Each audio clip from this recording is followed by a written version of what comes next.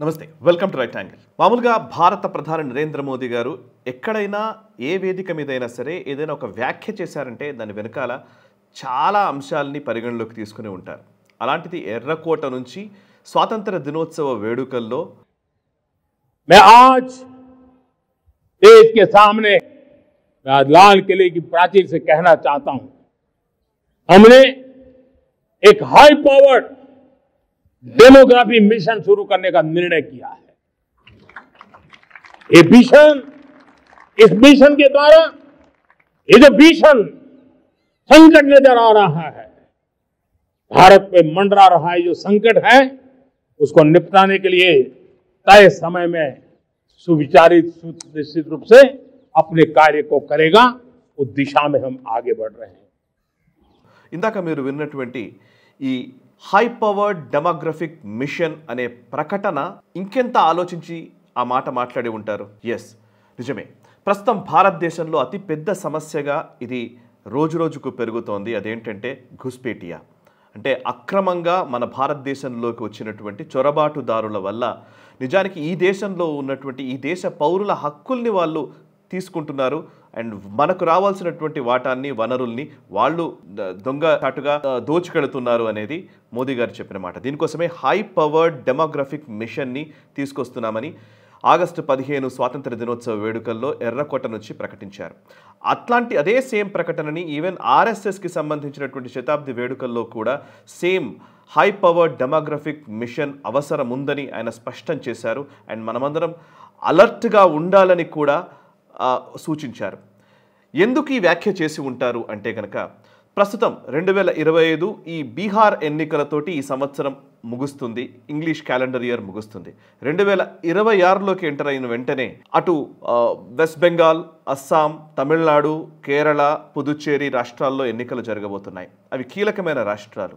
ఈ 5 రాష్ట్రాల ఎన్నికల్ని భారతీయ జనతా పార్టీ తరఫున హ్యాండిల్ చేయాల్సిన బాధ్యత ఒకవైపు ఉంటే, ఇంకొక వైపు ఇంకో 2 దేశాల్లో రాజకీయ పరిస్థితుల్ని చక్కదిట్టే బాధ్యత కూడా మోదీ గారిపైనే ఉంది.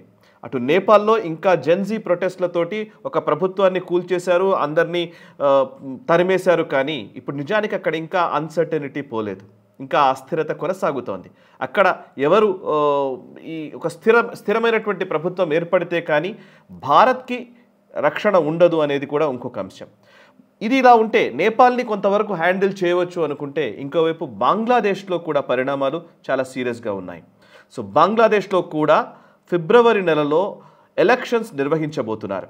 దీనికి సంబంధించి ఆల్రెడీ ఇప్పటికే మహమ్మద్ యూనస్ ప్రకటన కూడా జారీ చేశారు. ఆయా పార్టీలు అభ్యర్థుల్ని ఎవరిని నిలబెట్టాలి అనే విషయంలో కూడా ఆల్రెడీ మల్లగులాలు పడుతూ ఉన్నారు. సో ఈ నేపథ్యంలో అటు మన భారతదేశంలోని 5 రాష్ట్రాల ఎన్నికలతో పాటు ఈవెన్ బంగ్లాదేశ్లో కూడా ఎన్నికలు జరగబోతున్నాయి. ఫిబ్రవరి నెలలో బంగ్లాదేశ్లో ఎన్నికలు జరిగితే మోస్ట్లీ మార్చి నుంచి ఏప్రిల్, మే మధ్య ఇటు వెస్ట్ బెంగాల్, అస్సాం, తమిళనాడు, కేరళ అండ్ పుదుచ్చేరి ఈ రాష్ట్రాలకు ఎన్నికలు నిర్వహించబోతున్నారు. సో బంగ్లాదేశ్లో ఎన్నికలకి మన భారతదేశానికి సంబంధం ఏంటి అని అంటే ఖచ్చితంగా పూర్తి సంబంధం ఉంది. ఎందుకంటే బంగ్లాదేశ్లో అస్థిర వాతావరణం ఉన్న ప్రతిసారి మన భారతదేశంలోకి అక్రమ చొరబాటుదారులు విపరీతంగా వస్తూ ఉంటారు.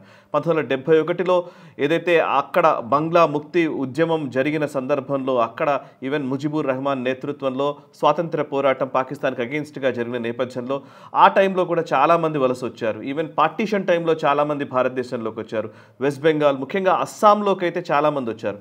ఇప్పుడున్న గణాంకాల ప్రకారం చూస్తే ఈవెన్ అధికారిక లెక్కల ప్రకారం మనం స్పష్టంగా చెప్పలేం. కానీ బట్ ఓవరాల్గా ఒక అఫీషియల్ ఎస్టిమేట్స్ కొంతమేర అంచనాల ప్రకారం చూసినట్టయితే బంగ్లాదేశ్ నుంచి సుమారు 20 లక్షల నుంచి 2 కోట్ల మంది వరకు మన భారతదేశంలోకి అక్రమంగా చొరబడినట్టుగా ఒక గణాంకాలు చెబుతూ ఉన్నాయి.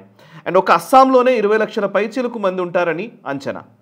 ఇక అటు అఫీషియల్ ఎస్టిమేషన్స్ ప్రకారం అయితే రోహింగ్యాలు మయన్మార్లో కూడా అస్థిర వాతావరణం ఉన్న నేపథ్యంలో అక్కడ మయన్మార్లో రఖైన్ స్టేట్లో అరకాన్ ఆర్మీకి అదేవిధంగా అక్కడ ఉన్నటువంటి రోహింగ్యా ముస్లింలకి మధ్య జరిగినటువంటి ఒక యుద్ధ వాతావరణంలో రోహింగ్యా ముస్లింలు చాలామంది అక్కడ నుంచి వెళ్ళొచ్చారు. సో ముఖ్యంగా బంగ్లాదేశ్లోని కాక్సెస్ బజార్లో ఎక్కువ మంది ఉన్నారు. దానికి సంబంధించిన ఒక వీడియో చేశాను.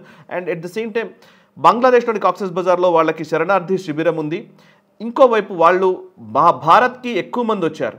భారత్కి అందులోనూ వెస్ట్ బెంగాల్ లేకపోతే జార్ఖండ్ ఇట్లా ఒడిశా ఇట్లాంటి ప్రాంతాల్లోకి వచ్చారనేది అధికారికంగా కనబడుతుంది. కానీ ఈవెన్ మన దక్షిణాది రాష్ట్రాల్లో కూడా ఎక్కువగానే ఈ రోహింగ్యాలు తలదాచుకుంటున్నట్టుగా, వాళ్ళకు ఆధార్ కార్డులు, ఓటర్ ఐడీలు ఉన్నట్టుగా కూడా తెలుసు.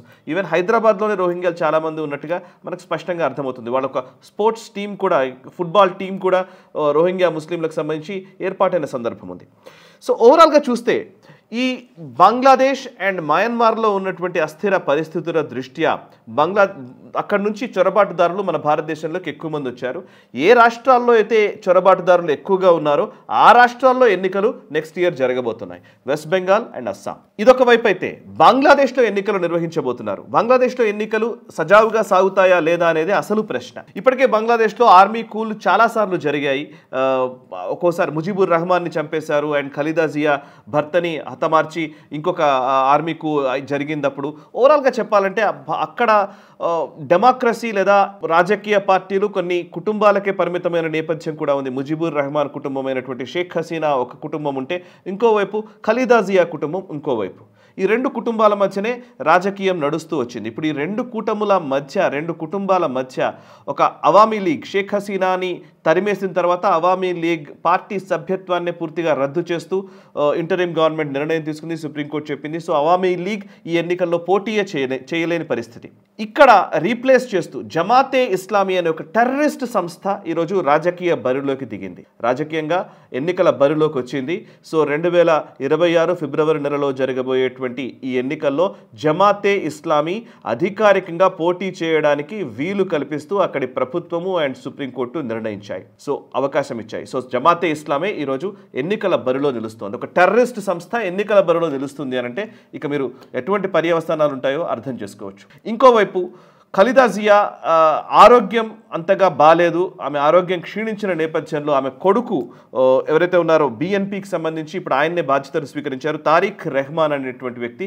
తను బంగ్లాదేశ్లో బిఎన్పికి సంబంధించినటువంటి ప్రధానమంత్రి అభ్యర్థిగా తెరపైకి వస్తున్నారు. తారిక్ రెహమాన్ మొదటి నుంచి కూడా ఆయన ఎక్కడో యూరప్లో తలదాచుకుంటూ ఉన్నారు. షేక్ హసీనా ఆయన పైన మోపినటువంటి కేసుల నేపథ్యంలో అసలు బంగ్లాదేశ్లో ఉండకుండా బంగ్లాదేశ్ నుంచి బయటకు వెళ్ళిపోయి విదేశాల్లో తలదాచుకుంటూ ఉన్నారు. ఖలీదా జియాని అరెస్ట్ చేసిన నేపథ్యంలో సో ఖలీదా జియా ఆరోగ్యం ఇప్పుడు బాగాలేదు కాబట్టి ఆవిడ కొడుకు అయినటువంటి తారిక్ రెహమాన్ ఇప్పుడు బంగ్లాదేశ్కి వచ్చి ఇక్కడ ఆయన రాజకీయం చేస్తున్నారు. సో ఆయనకి ఎంత మేర బంగ్లాదేశ్ మీద పట్టుంది, ఎంత మేర క్షేత్రస్థాయిలో ఆయనకి ప్రజల విశ్వాసం వస్తుంది అనేది మనం చూడాల్సిన అంశం. ఒకవైపు పొలిటికల్ టర్మాయిల్ ఇలా ఉంటే జమాతే ఇస్లామీకి అట్ ద సేమ్ టైం బిఎన్పికి మధ్య పూర్తి పోటీ ఉండబోతుంది. ఖలీదా జియా పార్టీకి అండ్ జమాతే ఇస్లామీకి మధ్య పూర్తి పోటీ ఉండబోతుంది. ఈ రెండు సంస్థలు, ఇటు జమాతే ఇస్లామీ కావచ్చు ఇటు బిఎన్పి కావచ్చు, రెండు కూడా పాకిస్తాన్ అనుకూల విధానాల్ని అమలు చేసినటువంటి నేపథ్యం ఉంది. ఈ రెండు పక్కన పెడితే ఇంకొక ఫ్యాక్షన్ కూడా ఇప్పుడు తెర మీద ఉంది. అదేంటంటే ప్రస్తుతం బంగ్లాదేశ్కి సంబంధించినటువంటి ఆర్మీ చీఫ్గా ఉన్నటువంటి వకారుజ్జమాన్. ఈ వకారుజ్జమాన్ ఇప్పుడు ఆర్మీ చీఫ్గా ఉన్నాడు. ఆయన ఇటు మహమ్మద్ యూనస్ విధానాల్ని పూర్తిగా వ్యతిరేకిస్తూ వస్తున్నాడు. ఇప్పుడున్న ఇంటరిమ్ చీఫ్ మహమ్మద్ యూనస్ ఏదైతే కొన్ని విధానాలు తీసుకున్నాడు, ఈవెన్ పాకిస్తాన్తో సంబంధాలు నెరపడం కావచ్చు, పాకిస్తాన్కి వ్యతిరేక ధోరణిని కలిగి ఉన్నటువంటి వ్యక్తి బంగ్లాదేశ్ ఆర్మీ చీఫ్గా ప్రస్తుతం ఉన్నాడు. సో బంగ్లాదేశ్ ఆర్మీ చీఫ్గా ఉన్నటువంటి ఈయనని తొలగించడం కోసం ఆర్మీ కూ నిర్వహించడానికి అక్కడే ఉన్నటువంటి కొంతమంది ఆర్మీ జనరల్స్ కూడా మొన్న మధ్యనే ప్రయత్నం చేసినట్టుగా కూడా తెలుస్తోంది. ప్రయత్నం చేసిన నేపథ్యంలో ఆ ప్రయత్నాల్ని విఫలం చేయడానికి మన రీసెర్చ్ అండ్ అనాలిసిస్ వింగ్ లేదా మన భారత అధికారులు, నిఘా వర్గాలు ఈ వకారుజ్జమాన్కి, బంగ్లాదేశ్ ఆర్మీ చీఫ్కి సపోర్ట్ చేసినట్టుగా ఒక కథనం కూడా వచ్చింది. స్వరాజ్యలో మార్చి నెలలో వచ్చిన స్టోరీ ఇది. India helped thwart a coup against Bangladesh Army Chief by pro-Pak Islamist generals అని ఆ కథనం ఉంది. దాంట్లో డీటెయిల్స్ కొన్ని ఉన్నాయి. అందులో ఏంటంటే ఆర్మీ కీలక అధికారులు అయినటువంటి lieutenant general Mohammad Faizur Rahman, lieutenant general SM Kamrul Hasan, ఇలా కొంతమంది కలిసి ఈ ప్రస్తుతం ఉన్నటువంటి ఈ వకారుజ్జమాన్ ఎవరైతే బంగ్లాదేశ్ ఆర్మీ చీఫ్ ఉన్నాడో ఆయన్ని దించడానికి ఒక కుట్ర చేశారు అనేది తెలుస్తోంది.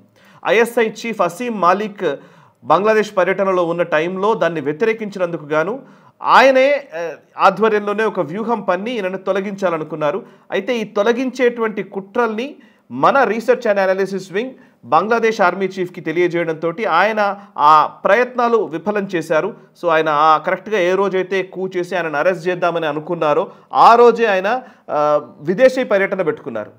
సెంట్రల్ ఆఫ్రికన్ రిపబ్లిక్కి సడన్గా ఒక పర్యటన పెట్టుకొని అక్కడ యునైటెడ్ నేషన్స్ సంబంధించినటువంటి పీస్ కీపింగ్ ఫోర్సెస్లో బంగ్లాదేశ్కి సంబంధించినటువంటి ఆర్మీ పనిచేస్తుంది. సో అక్కడికి వెళ్ళిపోయి ఈ ఆర్మీ కూ ఇక్కడ జరగబోతున్న టైంలోనే ఆయన బయటకు వెళ్ళిపోవడంతో అది విఫలమైంది.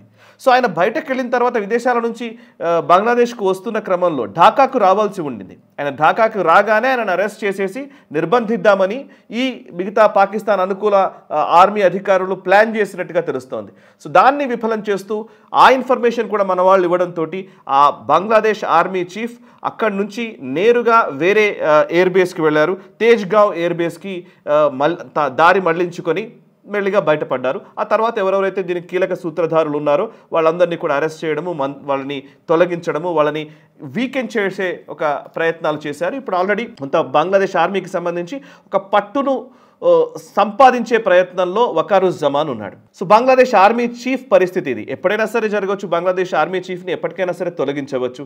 అండ్ రేపొద్దున ఈ ఎలక్షన్ సజావుగా జరిగి మహమ్మద్ యూనస్ పక్కకు జరిగి పాకిస్తాన్ అనుకూల పార్టీలైనటువంటి ఈ BNPయో లేకపోతే జమాతే ఇస్లామీయో అధికారంలోకి వస్తే ఖచ్చితంగా ఆ ఆర్మీ చీఫ్ బంగ్లాదేశ్ ఆర్మీ చీఫ్ని తొలగించే అవకాశాలు లేకపోలేదు. ఇప్పటికే బంగ్లాదేశ్ ఆర్మీ చీఫ్ ఇందాక ఒక స్టేట్మెంట్ కూడా కొంతకాలం క్రితమే ఇచ్చాడు. అదేంటంటే రఖైన్ కారిడార్కి సంబంధించి రఖైన్ స్టేట్లో ఏదైతే మయన్మార్లోని రఖైన్ స్టేట్లో ఈ రోహింగ్యాలకు సంబంధించినటువంటి గొడవ ఉంది. సో వాళ్ళందరూ కాక్సెస్ బజార్లో శరణార్థులుగా ఉన్నారు. బంగ్లాదేశ్లోని కాక్సెస్ బజార్లో ఉన్నారు. సో కాక్సెస్ బజార్ నుంచి రఖైన్ వరకు ఒక రఖైన్ కారిడార్ పేరిట యునైటెడ్ నేషన్స్ ఒక ప్రపోజల్ తీసుకొచ్చింది. ఐక్యరాజ్య సమితి వీళ్ళందరికీ రిలీఫ్ ఇచ్చేలాగా కాక్సెస్ బజార్ నుంచి రఖైన్ స్టేట్ వరకు వాళ్లకు సేఫ్ ప్యాసేజ్ ఉండేలాగా ఒక వెసులుబాటు కల్పిస్తూ వాళ్లకు సాయం అందించడానికి వీలు కల్పించాలి అని చెప్పి యునైటెడ్ నేషన్స్ ఒక ప్రపోజల్ తెస్తే బంగ్లాదేశ్ ఇంటరిమ్ చీఫ్ అయినటువంటి మహమ్మద్ యూనస్ దాన్ని అంగీకరించాడు. ఎస్, మేము ఆ పీస్ చేస్తాము, వాళ్ళకి సాయం చేయడానికి మేము ఒప్పుకుంటామని ఈ కారిడార్కి ఒప్పుకున్నాడు. ఈ కారిడార్ రఖైన్ కారిడార్ ప్రపోజల్ ని బంగ్లాదేశ్ ఆర్మీ చీఫ్ అయినటువంటి వకారుజ్జమాన్ ఇది బ్లడీ కారిడార్ అని అభివర్ణించాడు. సో ఇది నేను ఒప్పుకోను అని చెప్పేసి ఆర్మీ చీఫ్ తేల్చేశాడు. ఇంటరిమ్ చీఫ్ ఒక మాట మాట్లాడుతున్నారు, మహమ్మద్ యూనిస్ ఒక మాట మాట్లాడుతుంటే బంగ్లా ఆర్మీ చీఫ్ మాత్రం దాన్ని వ్యతిరేకిస్తున్న నేపథ్యం ఉంది.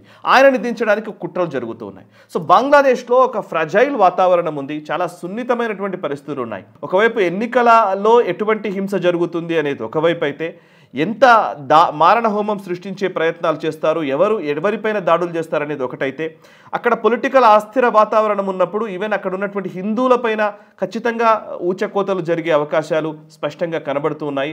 అండ్ అదే సమయంలో మన బంగ్లాదేశ్లో ఎలక్షన్స్ అయిపోయిన వెంటనే, అంటే అక్కడ ఫిబ్రవరిలో ఎలక్షన్స్ జరుగుతున్నాయి అండ్ మార్చ్, ఏప్రిల్, మే నెలల్లో మనం వెస్ట్ బెంగాల్లో, అస్సాంలో ఎన్నికలు నిర్వహించుకుంటాం. సో ఆ ప్రభావం మన దగ్గర ఎలా ఉంటుంది, ఇవన్నీ కూడా కొంత భయాన్ని కలిగిస్తున్నటువంటి అంశాలే.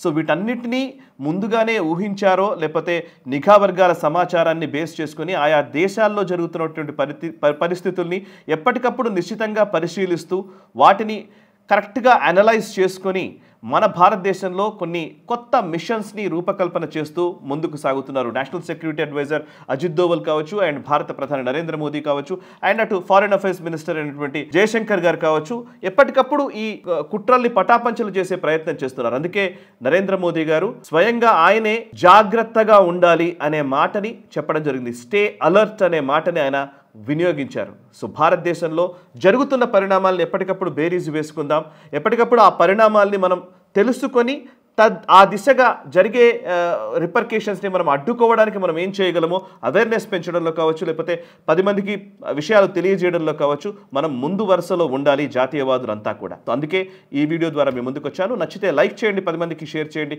కమెంట్స్ ద్వారా మీ అభిప్రాయాలు మాతో పంచుకోండి. మనసా వాచా కర్మణ, దేశహితం కోసం నేషనలిస్ట్. ఈ వీడియో మీకు నచ్చినట్టయితే లైక్ చేయండి, 10 మందికి షేర్ చేయండి, అలాగే కామెంట్ల రూపంలో మీ అభిప్రాయాలను మాతో పంచుకోండి. Nationalist hub group of channels ను సబ్స్క్రైబ్ చేసుకుని తెలుగునాట జాతీయవాద జర్నలిజాన్ని ప్రోత్సహించండి. ఈ వీడియో కింద ఉన్న బెల్ ఐకాన్ పై క్లిక్ చేయడం మర్చిపోవద్దు.